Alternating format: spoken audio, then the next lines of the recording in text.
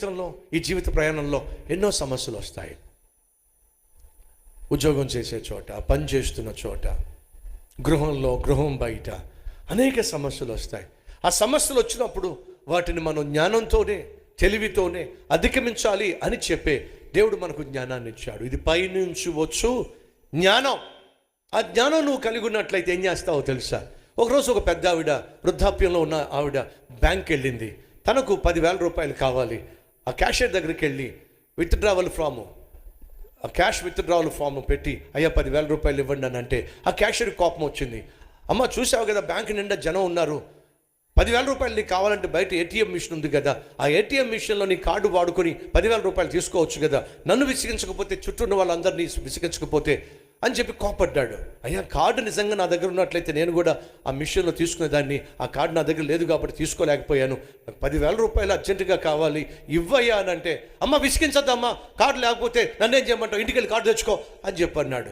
ఆ పెద్ద ఆవిడి, అయ్యా ఒక్క నిమిషం ఆగు, తొందరపడద్దు, ఆవేశపడద్దు, నా బ్యాంక్లో ఎంత అమౌంట్ అయితే ఉందో ఆ ఎంత అమౌంట్ మొత్తం నేను తీసుకెళ్ళిపోతాను, ఒకసారి నా బ్యాలెన్స్ చూడు అని చెప్పంటే గబగబా చెక్ చేశాడు. 1,00,00,000 రూపాయలు బ్యాలెన్స్ ఉంది.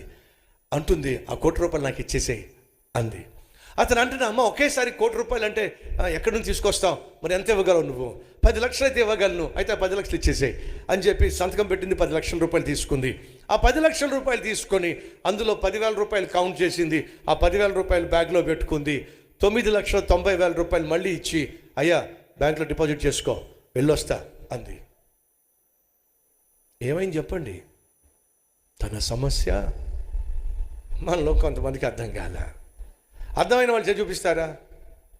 మరి ఎందుకు చప్పట్లు కొట్టలే? మీరు చప్పట్లు కొడితే నాకు అర్థం అవుతుంది, మీకు అర్థమైందని చెప్పి చడి చప్పుడులాగా నేను కూర్చొని అనుకోండి, నేనేం చేయగలుగుతాను చెప్పండి?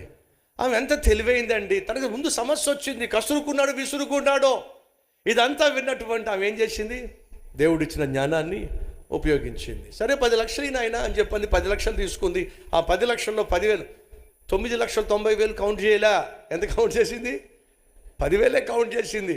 ఆ 10,000 తన బ్యాగ్లో పెట్టుకుని 9,90,000 రూపాయలు మళ్ళీ అక్కడ పెట్టి డిపాజిట్ చేసుకున్న అకౌంట్లో వెళ్ళిపోయింది. సమస్య తీరిందా తీరలేదా? ఎలా తీరింది? తన జ్ఞానము కలిగింది కాబట్టి సమస్యను సులభంగా తీర్చుకోగలిగింది.